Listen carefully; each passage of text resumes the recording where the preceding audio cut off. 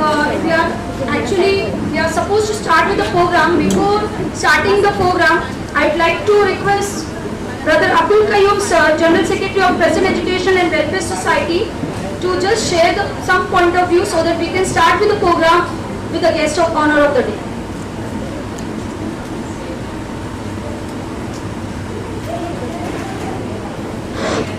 अस्सलामु अलैकुम रहमतुल्लाहि व बरकातुहू। अल्हम्दुलिल्लाह, बहुत अच्छा प्रोग्राम जो है यहाँ पर हम लोग कर रहे हैं।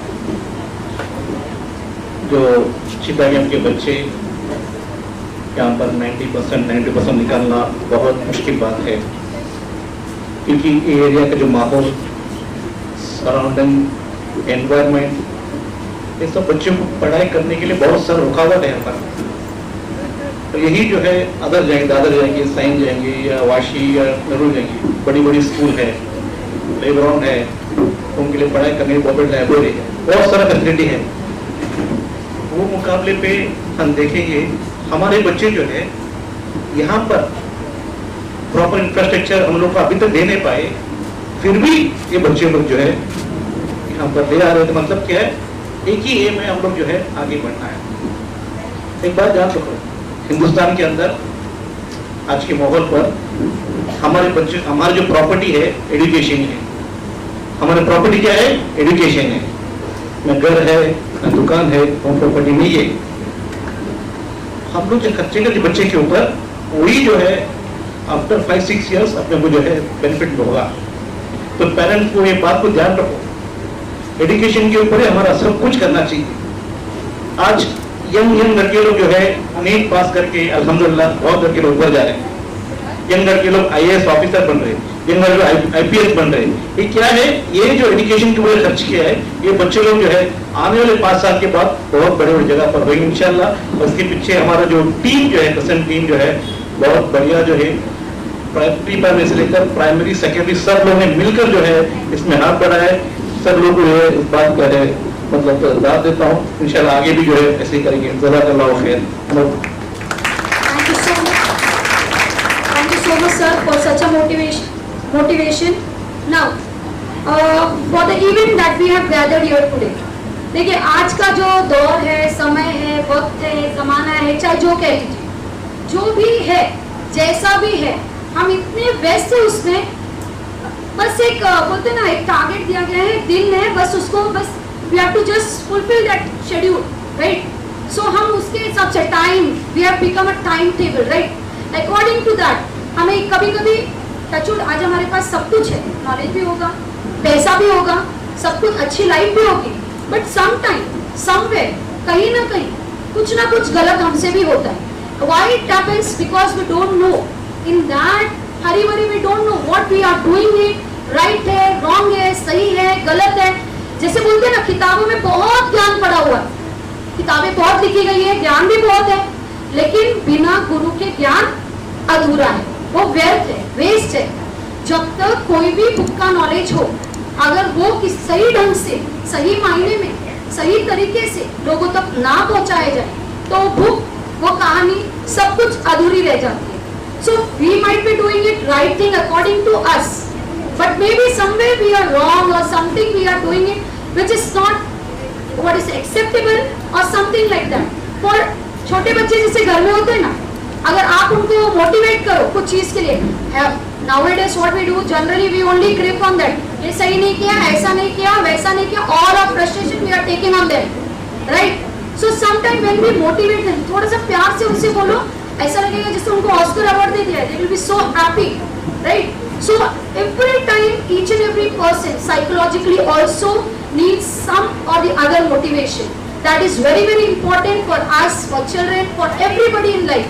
So in order to do, इसी पे कुछ मार्गदर्शन करने के लिए, कुछ important lines शेयर करने के लिए हमारे बीच में बहुत ही valuable and knowledgeable person मौजूद हैं, जैसे कि सुभाष मोरे सर, वो हमें स्पीच देने वाले हैं, that is motivational speech for parents.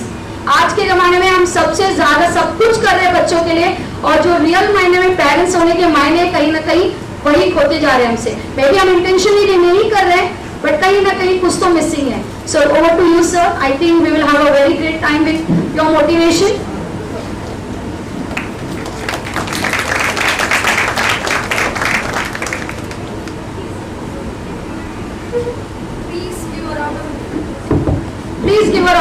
applause for sir. He has taken his valuable time and he is between us to guide us. Hello hello सभी को नमस्कार। मैम ने अभी बताया कि मैं कोई मोटिवेशनल स्पीच देने वाला हूँ, तो ऐसी कोई बात नहीं है।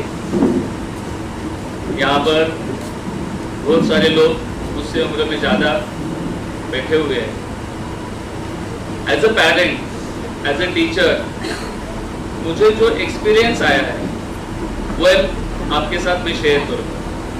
और उसके पहले मैं कहूँगा कि मेरी हिंदी इतनी अच्छी नहीं है, फिर भी मैं बोलने की कोशिश करूँगा। आज क्रिसेंट हाई स्कूल में ये बहुत अच्छा पेरेंट टीचर इंटरेक्शन आपने जो किया है, आयोजन किया है, उसके लिए मैं आभारी हूँ। Abdul Wahab sir, Mohammad Hanif sir, Abdul Qayyum sir, Mohammad Ghazali sir and all the trustees, teachers, non teaching staff, students. आज मेरे साथ एक हमारे दोस्त ही है, मेरा सिद्दीकी साहब। सोशली, एजुकेशनली उनका काम कहीं ज़्यादा है। उनके सामने मैं बोलने की हिम्मत कर रहा हूँ। एज ए टीचर पिछले 25 ईयर्स से मैं इसी एरिया में काम कर रहा हूँ। गोवंडी में एक अमरनाथ हाई स्कूल है, वहाँ पर मैं टीचर करके 25 ईयर्स से काम कर रहा हूँ। काम करते करते शिक्षक भारती, ये जो टीचर की यूनियन है, उसमें मैंने काम शुरू किया और फिर स्कूलों से संबंध आया, स्कूलों में गया, स्कूलों से, पेरेंट्स से, बच्चों से। मुझे 2-3 चीज़ें शिक्षा के बारे में ये पता चली कि जब इस देश को स्वतंत्रता मिली तब गवर्नमेंट चाहता था कि बच्चे पढ़े और इसलिए गवर्नमेंट ने एडेड स्कूल बनाए जहाँ पे सब फैसिलिटीज होती थी। ऑल ओवर इंडिया में अब अगर देखोगे तो महाराष्ट्र एक ऐसा स्टेट है उसमें गवर्नमेंट की स्कूलें कम है लेकिन प्राइवेट स्कूलें ज्यादा है। महाराष्ट्र में जितने भी समाज सुधारक थे, जिनको लगता था कि हमें पढ़ाना चाहिए, बच्चे अगर पढ़ेंगे, जैसे अभी सर ने कहा कि हमारी प्रॉपर्टी क्या है, education is our property. Education पे जो खर्चा होता है वो इन्वेस्टमेंट की तरह होता है, आगे चलकर उसके फायदे आपको मिलेंगे। इस देश में जब एजुकेशन के बारे में इतना जागृति नहीं थी तो समाज सुधारकों ने, एजुकेशन ने बताया कि बच्चों को पढ़ाना चाहिए, पढ़ाना चाहिए। 40 साल में ऐसा दौर आ गया कि बच्चे, पेरेंट जागृत हो गए और पढ़ने के लिए रेडी हो गए, लेकिन तब माहौल इस देश का बदल गया था। उस वक्त पेरेंट्स पढ़ाना नहीं चाहते थे, तब एजुकेशन के लिए गवर्नमेंट घर घर जाती थी, प्रौढ़ साक्षरता अभियान चलाती थी कि सबको पढ़ना चाहिए, सबको लिखना चाहिए। लेकिन आज जब पेरेंट्स अपने बच्चों को पढ़ाना चाहते हैं तो एजुकेशन इतना महंगा हो चुका है कि एक टीचर भी अपने बच्चों को पढ़ा नहीं पाएगा। एक डॉक्टर बनाना है तो करोड़ 2 करोड़ रुपया लग जाते हैं, एक इंजीनियर बनाना है तो 15-20 लाख रुपया लग जाते हैं। तब हमारे पास प्रश्न ये उपस्थित होता है कि फिर बच्चे पढ़े कैसे, और इन बच्चों को एजुकेशन देने का काम क्रिसेंट हाई स्कूल जैसे स्कूल्स आज महाराष्ट्र में कर रहे हैं।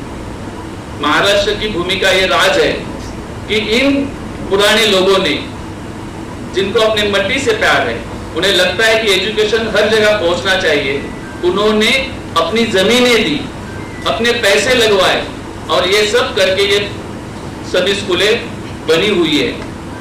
और इन स्कूलों में अभी सर ने कहा कि वाशी, नवी मुंबई में आप जाओगे तो सब फैसिलिटीज है, लाख रुपए के नीचे किसी की फी नहीं है, 2 लाख 3 लाख उसकी फीस है। लेकिन मैं ये कहूंगा कि उनसे ज्यादा होशियार यहाँ के बच्चे हैं, क्योंकि उनके पास सभी फैसिलिटीज है और वो पढ़ रहे हैं। आपके पास फैसिलिटीज कम है फिर भी आप पढ़ रहे हैं, आप ही असली मिसाल बन सकते हो। पेरेंट्स और बच्चे का रिश्ता कैसे है, इसके ऊपर उसका एजुकेशन डिपेंड होता है। जैसे जैसे एजुकेशन का खर्चा बढ़ने लगा तो पेरेंट्स को भी टेंशन आने लगा कि मैं बच्चों को पढ़ाऊंगा कैसे। और ये कहते समय हम बच्चों से कहते कहते ये कहते हैं कि मैंने तेरे लिए इतनी फीस डाली है, तुझे ट्यूशन में इतना पैसा दिया है, तुझे डॉक्टर बनना है, तुझे इंजीनियर बनना है, इतने पैसे कमाना है, उतना पैकेज लेना है। मैं यहाँ के पेरेंट्स को एक विनती करूंगा, दरखास्त करूंगा कि अपने बच्चे को पैसे कमाने की मशीन मत बनाइए। ये बहुत बड़ा खतरा है। बच्चे को उसकी मासूमियत के साथ पढ़ने दो। यहाँ ट्यूशन जा रहा है, यहाँ क्लास जा रहा है, अगर उसके ऊपर प्रेशर करोगे तो अभी मीडिया में आप देख रहे हो, जब 10वीं 12वीं के रिजल्ट आते हैं तो उस रिजल्ट के साथ छोटे छोटे लखानों में, अखबारों में न्यूज आती है कि इसने सुसाइड कर लिया, उसने सुसाइड कर लिया। तो बच्चे के ऊपर इतना प्रेशर हो जाता है कि वो अपने माता पिता से भी मिलने के लिए तैयार नहीं है, अपने टीचर से भी मिलने के लिए तैयार नहीं। तो हमें पहले अपने बच्चों को समझना चाहिए। पुराने साल की बात थी कि बच्चों को आप स्कूल में डालो, वो अपने आप पढ़ता था, क्योंकि उसके पास कोई अट्रैक्शन अलग नहीं था। अभी हमारे बच्चों के पास स्कूल से सिवा इतने अट्रैक्शन है, मोबाइल है, टीवी है, दोस्त है, इन सब से बचकर उसे शिक्षा तक पहुंचाने के लिए पेरेंट्स को अलर्ट होना पड़ेगा और इसकी शुरुआत घर से करनी पड़ेगी। मैं भी एक पेरेंट हूं, मेरे भी 2 बच्चे हैं। मियाँ बीवी में तो झगड़े होते रहते हैं, लेकिन हम दोनों ने एक रूल बनाया है कि जितना भी झगड़ा हो, जब दोनों रहेंगे तभी करेंगे। क्योंकि हम जो लफ्ज यूज करते हैं, हम जो एक दूसरे से बोलते हैं, वो पेरेंट्स क्या कर रहे हैं ये बच्चे देख लेते हैं। क्योंकि बच्चों का मन एक लिटमस पेपर टिप कागज बोलते हैं, उसकी तरह वो हर चीज को चुनते रहता है, ऑब्जर्व करते रहता है। हम अपने मुंह से कोई गलत शब्द निकालेंगे, वो वहां सुन लेगा और अपने फ्रेंड्स में जाके बोलेगा। तो शुरुआत वहां से होती है। अपना बच्चा कैसा है ये दूसरों से ज्यादा हमें खुद को पता होना चाहिए। अगर सुबह की स्कूल है, वो उठने में खुद उठ नहीं रहा है, तो समझ जाना चाहिए कि ये धोखे की घंटा है, डेंजर बेल बज रही है। क्योंकि अगर वो खुद से उठ रहा है, खुद तैयारी करके जा रहा है, तो उसे पढ़ाने की जरूरत नहीं, वो खुद पढ़ेगा। अगर हमें बच्चों को बोलना पड़ता है कि भाई तुम्हारा होमवर्क कंप्लीट करो, ये भी धोखे की घंटा है। तो ये चीजें एक से शुरू नहीं होती। 9वीं 10वीं के बाद, 8वीं के बाद पेरेंट्स हमें मिलने आते हैं तो बोलते हैं कि मेरा बच्चा मेरा सुनता ही नहीं। तो एक दिन में नहीं होता है, ये बचपन से हो जाता है और इसके लिए एज ए पेरेंट हम खुद जिम्मेदार हैं। मैं एक बात कहूंगा कि जब कोई लड़का शादी के लिए लड़की देखता है तो क्या देखता है कि लड़की पढ़ी लिखी होनी चाहिए, या लड़की देखती है कि लड़का पढ़ा लिखा होना चाहिए। मियाँ बीवी दोनों पढ़े लिखे हैं और जब बच्चे हो जाते हैं उसे नर्सरी में यहाँ डालते हैं, दूसरी जगह ट्यूशन में डाल देते हैं। तो पढ़ा लिखा बीवी करने से और पढ़ा लिखा शोहर करने से क्या फायदा हुआ? अगर मैं अपने घर में अपने 1-2 बच्चे के ऊपर ध्यान नहीं दे पाऊंगा तो आप सोचिए टीचर क्लास में 60 बच्चों को कैसे संभालती होगी। तो ये छोटी छोटी चीजें। 5वीं में आने के बाद कुछ बच्चों को पढ़ना नहीं होता है, कुछ बच्चे लिख नहीं पाते, तो इसके लिए जिम्मेदार हम हैं। एज ए पेरेंट मैं जिम्मेदार हूँ मेरे बच्चे की, क्योंकि मैं इसलिए कमा रहा हूँ। कुछ पेरेंट्स कहते हैं कि सर मेरे पास टाइम नहीं है, मैं सुबह जाता हूँ शाम को आता हूँ। तो मैं उनसे कहता हूँ कि भाई आप इतना काम क्यों कर रहे हो अपने बच्चों के लिए? अगर आपका बच्चा पढ़ेगा ही नहीं तो आप इतना मेहनत करके इतना पैसा कमा के क्या फायदा है? क्योंकि आपकी इन्वेस्टमेंट आपका बच्चा है, उसका एजुकेशन है। वो पढ़ लिख लेगा तो पैसे आज ऐसे भी कमा लेगा, नौकरियां उसे ढूंढने के लिए आ जाएगी। लेकिन जब तक वो अच्छा इंसान नहीं बनेगा तब तक वो अच्छा विद्यार्थी नहीं बनेगा, और जब अच्छा विद्यार्थी बनेगा तो वो खुद बढ़ जाएगा। इसलिए स्कूल में आने का मतलब सिर्फ पढ़ना लिखना नहीं है। शिक्षा का मतलब है, स्वामी विवेकानंद ने कहा है, शिक्षा का मतलब है आदमी को इंसान बनाना। हमें इंसान पहले बनना है, हम अपने आप सीख लेंगे। शिक्षा का मतलब है हम में अच्छा बदलाव लाना। मैं बहुत पढ़ा लिखा हूं लेकिन मैं गालियां दे रहा हूं और मेरा कृति, मेरा काम समाज को चोट पहुंचाने वाला है, तो मेरे डिग्री का, मेरे इंजीनियरिंग का, मेडिकल का कोई फायदा नहीं है। बहुत सारे डॉक्टर हमारे पास है जो 100 रुपए की चीज के लिए 200-2000 रुपए का चार्ज करते हैं, झूठे रिपोर्ट बनवाते हैं। तो ऐसे डॉक्टर की समाज को जरूरत है क्या? नहीं है। बहुत सारे इंजीनियर हैं जो भ्रष्टाचार कर रहे हैं, ऐसे इंजीनियर की इस देश को जरूरत है क्या? नहीं है। तो उससे बढ़िया कौन है? वो मजदूर है, जो कचरा उठाता है, जो साफ सफाई करता है, जो रिक्शा ड्राइवर अपनी प्रामाणिक ईमानदारी से रिक्शा चला रहा है, वो बस कंडक्टर ईमानदार है। उन लोगों की देश की जरूरत है। इसलिए बच्चों को पढ़ाने के साथ उनके अंदर नैतिक मूल्य, वैल्यू एजुकेशन भी पढ़ाना बहुत जरूरी है। अगर मेरा बच्चा मेरे दोस्तों के साथ, बड़ों बूढ़ों के साथ आदर पूर्वक नहीं बोल रहा है तो उसके एजुकेशन फेल है। डिग्री से कुछ नहीं होता, मन साफ होना चाहिए। और मन साफ करने के लिए हमें बच्चों के साथ मिलना जुलना चाहिए, उनसे बातें करनी चाहिए, मुझे ये देखना चाहिए। क्योंकि दो तरह के रिश्ते होते हैं। जब बच्चा आपके फैमिली में पैदा होता है तो उसके पास चॉइस नहीं है, माँ किसे कहना है, बाप किसे कहना है, बहन किसे कहना है। ये बाय डिफॉल्ट सब रिलेशन उसको चिपक जाते हैं। लेकिन एक रिश्ता उस बच्चे के पास है जो वो खुद चुनता है, और वो रिश्ता है दोस्ती का रिश्ता। और ये दोस्ती ही उसे आगे लेके जाती है या पीछे ढकेलती है। तो हमें पहले ये देखना है कि मेरे बेटे का, मेरी बेटी का दोस्त कौन है। अगर उसे अच्छा दोस्त मिल गया तो समझ लो पार कर गया। लेकिन अगर उसके पास 2-4 बुरे दोस्त मिल गए तो वो आपकी सुनेगा नहीं। क्योंकि 8वीं से बाद वो अपने दोस्तों की सुनने लगता है, वो अपने आप को बच्चों के साथ शेयर करता है, और उस वक्त आपके पीछे क्या हो रहा है आपको पता नहीं। इसलिए आपको अलर्ट रहना है।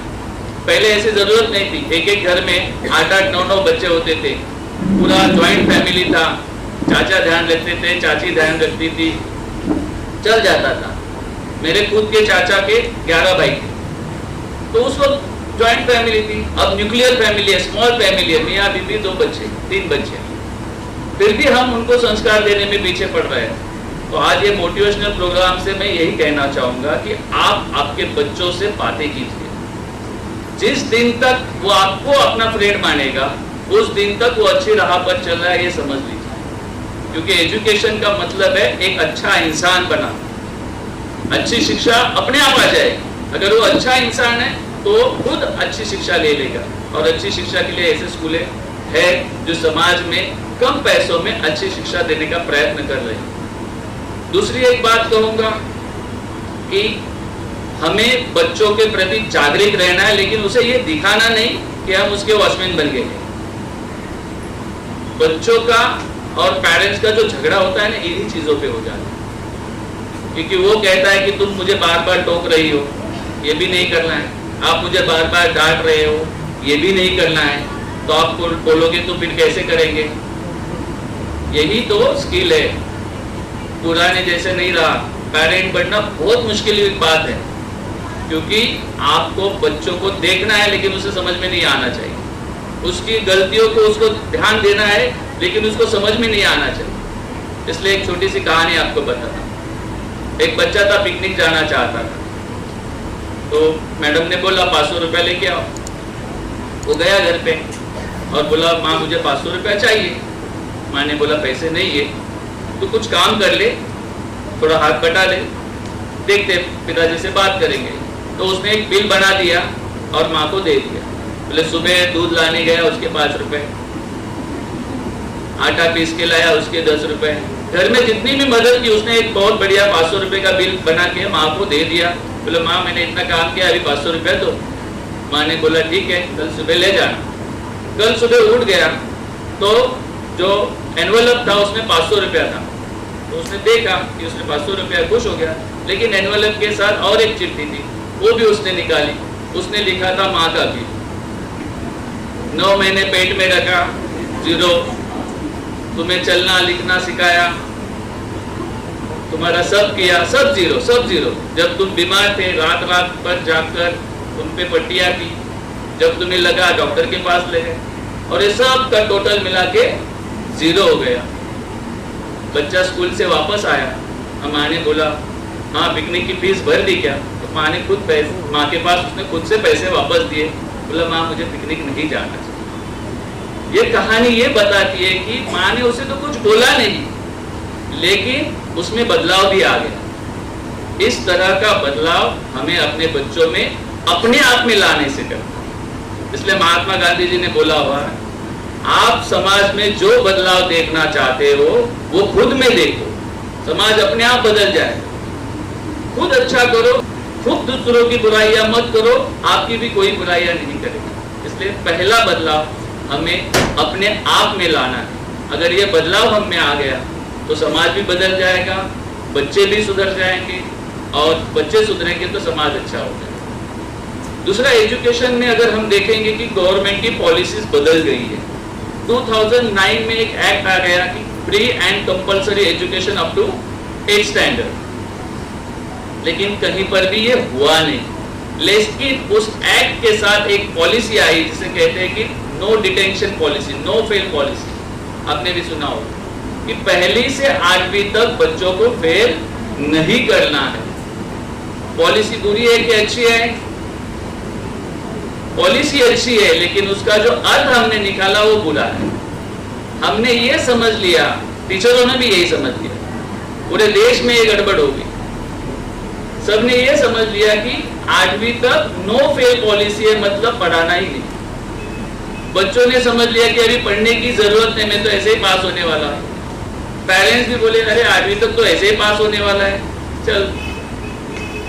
तो इससे नुकसान ये हो गया, अभी जो सर्वे आ रहे हैं जैसे NAS नेशनल असेसमेंट सर्वे जो पूरे देश का आ गया है, फिर महाराष्ट्र का SLAS आ गया, स्टेट लर्निंग असेसमेंट सर्वे, और इसमें ये पता चल गया कि हमारे बच्चे भाषा में, गणित में बहुत पीछे रह गए, और इसके लिए अभी स्कूलों को बोला गया कि रेमेडियल क्लासेस। जब नो फेल पॉलिसी आई तो उसके पीछे एक उद्देश्य ऐसा था कि पास नापास एग्जाम, इसका एक बच्चे के ऊपर प्रेशर आ जाता है, तो प्रेशर ना होके वो आनंददायी, मतलब दिल से सीखे, दिल से पढ़े। लेकिन इसका खामियाजा पूरे देश को भुगतना पड़ा। 36 स्टेट्स में से तकरीबन 27 स्टेट ने अभी सेंट्रल को लिखा कि ये पॉलिसी बदलनी चाहिए, और इस साल ये पॉलिसी थोड़ी बदली है। इस साल से 5वीं और 8वीं में एग्जाम होने वाली है। 5वीं और 8वीं में पहले भी एग्जाम थी, लेकिन पहले 5वीं में फेल भी हो गया तो उसे 6ठी में बिठाना पड़ता था, 8वीं में फेल भी हो गया तो उसे 9वीं में बिठाना पड़ता था। अभी ऐसा नहीं होगा। अगर आप 5वीं में फेल होते हैं तो आपकी फिर एक एग्जाम ली जाएगी, और उसमें अगर पास नहीं कर पाओगे तो आपको वापस 5वीं में बैठना पड़ेगा, वही 8वीं में होगा। तो ये पॉलिसी में बदलाव हुआ है। पेरेंट्स है, टीचर्स ने तो आपको बताया होगा, लेकिन इस बात को ध्यान में रखो कि बच्चे को पढ़ाना मतलब उसको पढ़ने के लिए मोटिवेट करना। आज जो हमारा सेमिनार है उसका नाम है मोटिवेशनल स्पीच। मोटिवेशन बच्चों को नहीं है, हमको लेना चाहिए, हमसे बच्चे लेंगे। मराठी में म्हण है कि आड़ात असेल पोरात किनार, म्हणजे अगर कुएं में होगा तभी हम पानी खींच पाएंगे। अगर हम में बदलाव आ जाएगा तो बच्चों में भी बदलाव आ जाएगा। यहाँ पर जो संख्या मैं देख रहा हूँ, यहाँ में मम्मी की संख्या ज्यादा है, पापा कम है। तो पापा को ऐसा लगता है कि बच्चों को पढ़ाने की, उसके ऊपर संस्कार करने की पूरी जिम्मेदारी माँ की है। तो ऐसा है नहीं, दोनों की जिम्मेदारी है, बराबर जिम्मेदारी है। और इसीलिए अगर ये दोनों की जिम्मेदारी, क्योंकि एक गाड़ी के ये दोनों पहिए हैं, दोनों साथ में चलेंगे तो गाड़ी बराबर आगे बढ़ती रहेगी। जितनी जिम्मेदारी मेरे बच्चों की, मेरी पत्नी की है, उतनी ही जिम्मेदारी मेरी भी है। तो अगर हम दोनों में ट्यूनिंग अच्छा रहेगा तो अपने बच्चे जरूर पढ़ेंगे, आगे चलकर एक अच्छे नागरिक बनेंगे। और इसके लिए एक स्कूल का माहौल होना चाहिए। अनिप सर मेरे ज़्यादा क्लोज है, उनसे मेरी ज़्यादा बात होती रहती है। जब इस स्कूल के ऊपर एक प्रॉब्लम आ गया था तो मेरी मुलाकात हुई, और आप सब ट्रस्टी से मिलने के बाद ये पता चला कि कितने शिद्दत से, कितनी ईमानदारी से आप ये स्कूल चला रहे हैं। मैं पहले आप सबको हैट्स ऑफ करता हूँ, क्योंकि इतनी तकलीफ होते हुए भी, फैसिलिटीज कम होते हुए भी इन चिता कैंप के बच्चों को इतने अच्छे मार्क्स मिल रहे हैं। ये सब आपका डिवोशन है, आपका काम है, और इसीलिए पेरेंट्स और आपका जो संबंध है वो ही इस स्कूल को बड़ा करेगा। स्कूल के बारे में समाज का एक चित्र अलग हो गया है कि स्कूल मतलब पैसा कमाने की कोई जगह बन गई है, ऐसा एक माहौल बन गया है। सही भी है, गलत भी है। सही कहां पर है? जहां पर लाखों रुपया फीस ली जाती है वहां पर। मेरे बच्चे जहां स्कूल में पढ़ते लाख लाख रुपया फीस ले ही रहे हैं, उनके प्रॉफिट रेशो देखेंगे तो बहुत सारे। लेकिन स्लम्स में जो बच्चे पढ़ रहे हैं वहां से सब मैनेज करना बहुत मुश्किल हो गया है मैनेजमेंट। ये गवर्नमेंट कहती है कि दाल चावल फ्री है, ये फ्री है। गवर्नमेंट का काम है दो ही चीज फ्री दो। जब अभी इलेक्शन आएगा, इलेक्शन की बात क्यों कर रहा हूं? क्योंकि ये अपने जीवन से जुड़ी चीज है। कोई भी सरकार हो, उससे दो चीज फ्री मांगो, एजुकेशन और हेल्थ। बाकी कुछ फ्री मत दो। हमारे बच्चों को फ्री में पढ़ा दो, दाल चावल वो खुद खरीद लेंगे, उतना हिम्मत है उनके पास अगर वो पढ़ लेंगे। लेकिन गवर्नमेंट आने के बाद क्या करती है? दाल चावल फ्री, सब्सिडी, कर्जा माफ। मतलब जो फ्री देना चाहिए वो फ्री नहीं है, वो बहुत महंगा है। किसी भी डॉक्टर के पास जाइए, 200 रुपया उसकी फीस रहेगी कि 2000 की गोलियां दे देगा, 4000 की टेस्ट दे देगा। क्या करेगा बेचारा? वो 2 करोड़ रुपए डाल के जो डॉक्टर बना है, अगर उसको वो निकालने हैं, उसका जो एजुकेशन लेन उसे रिपेयर करना है, तो वो सब करना ही पड़ेगा। इसलिए गवर्नमेंट से हम उसी के लिए लड़ते रहते हैं। एजुकेशन में यही हम बात कहते रहते हैं कि एजुकेशन फ्री दे दो, हेल्थ फ्री दे दो, बाकी सब हम देख लेंगे। लेकिन ऐसा है नहीं। सरकार किसकी भी आए, लेफ्ट आए या राइट आए, सब लोग इकोनॉमिक्स बन गए हैं। स्कूलों में इससे परेशानी हो गई। स्कूलों में क्या परेशानी है? स्कूलों को जो पानी आता है वो नॉर्मल रेट है 6.33 और स्कूल को रेट है 63 रुपीज पर लीटर। स्कूलों को जो लाइट बिल आता है वो कमर्शियल है। स्कूलों को जो प्रॉपर्टी टैक्स आता है वो कमर्शियल है। अगर इतना सब पैसा कमर्शियली स्कूलों से लेना है तो स्कूलों को फीस बढ़ानी ही पड़ेगी, स्कूलों को फीस लेनी ही पड़ेगी। और आजू बाजू के एरिया में ऐसे कुछ लोग हैं जो स्कूलों को टारगेट करते हैं। आरटीआई एक्टिविस्ट अभी बहुत लोग आ गए। उनको ऐसा लगता है कि स्कूल में बहुत पैसा है और इसलिए स्कूलों को तकलीफ दी जाती है। मैं आप सभी पेरेंट्स से दरखास्त करूंगा, जब कभी ऐसे लोग स्कूलों की तरफ देखते हैं तो मैनेजमेंट से पहले उनके आगे आपको खड़ा रहना चाहिए, क्योंकि ये स्कूल बचेगी तो आपके बच्चों की शिक्षा बचेगी। हमारे परिवार में जो बात है वो हम बैठ के तय कर लेंगे, लेकिन बाहर को कोई व्यक्ति अगर स्कूल की तरफ देख रहा है तो उसके लिए हमें खड़ा होना पड़ेगा। हम इन सभी स्कूलों के साथ खड़े हैं। शिवाजीनगर, मानपुर, मालवनी, साकीनाका, विकरोली, ऐसे 269 स्कूलों को गवर्नमेंट ने एक नोटिस भेज दिया कि बंद कर दो क्योंकि आपके पास जगह नहीं है। कैसे जगह होगी? जगह कैसे होगी? ये देने का काम किसका है? गवर्नमेंट का है। गवर्नमेंट को स्कूलें बांधनी चाहिए, गवर्नमेंट को पानी देना चाहिए, लाइट देना चाहिए, सब टीचर्स की पेमेंट देनी चाहिए, तो स्कूल फ्री हो जाएगी। लेकिन गवर्नमेंट ये कुछ नहीं दे रहा है और कह रहा है कि जो गरीब बच्चों को स्कूलें पढ़ाई जा रही है उन स्कूलों को बंद कर दो। तो हमने एक बहस की थी गवर्नमेंट के साथ और इस साल के लिए उनको एक सहूलत मिल गई है कि 1 साल का सहूलत मिल गया है। लेकिन ये एजुकेशन सिर्फ टीचर का मसला नहीं है, तो स्टूडेंट का मसला है, पेरेंट का मसला है। 2010 में हमने एक मोर्चा निकाला था जिसमें 10,000 पेरेंट्स आए थे। हम दादर से सिद्धिविनायक गए थे चल के, 10,000 पेरेंट्स आए थे और हमारी मांग यही थी कि फ्री एंड कंपल्सरी एजुकेशन का जो एक्ट आया है उसको अमल में लाया जाए। लेकिन आज तक वो मांग पूरी नहीं हुई, क्योंकि जब इलेक्शन आती है तो मुद्दे अलग आ जाते हैं। इलेक्शन आती है तो मेरी जात का कौन है, मेरे धर्म का कौन है, मेरे पार्टी का कौन है, मेरे साथ कौन है, मुझे पैसे देने वाला कौन है, ये सब बातें देखी जाती है। और जिस बातों के ऊपर वोटिंग होना चाहिए वो नहीं होती है, वो की एजुकेशन है, हेल्थ है। और स्कूलों में इस तरह से बातें होनी जरूरी है। आप जागरूक पारस है, मैं आपसे यही दरखास्त करूंगा कि क्रिसेंट हाई स्कूल एक बहुत अच्छा काम कर रहा है। आप सभी का काम मैंने अभी कुछ दिनों में देखा है। बाहर से भी आपके स्कूल के बारे में जो रिव्यूज है, चिताकांत की सबसे अच्छी स्कूल तो क्रिसेंट का नाम आ जाता है। इसके अंदर आपका जो मेहनत है, लेकिन इतने अच्छे पेरेंट्स आपके साथ है जो आपके सपोर्ट्स में खड़े हैं, इसकी वजह से ये सब हो रहा है। क्रिसेंट के ऊपर कोई भी आज नहीं आएगी, मैं ये वचन यहाँ से देता हूँ। लेकिन जब भी राष्ट्रपति उत्तरण की बात आ जाएगी तो ये सारे पेरेंट्स भी आपके साथ खड़े रहेंगे, ऐसी आशा व्यक्त करता हूँ। मुझे यहाँ पर बुलाया, बोलने की संधि दी, इसलिए मैं आप सबका धन्यवाद कहता हूँ। जय हिंद, जय भारत।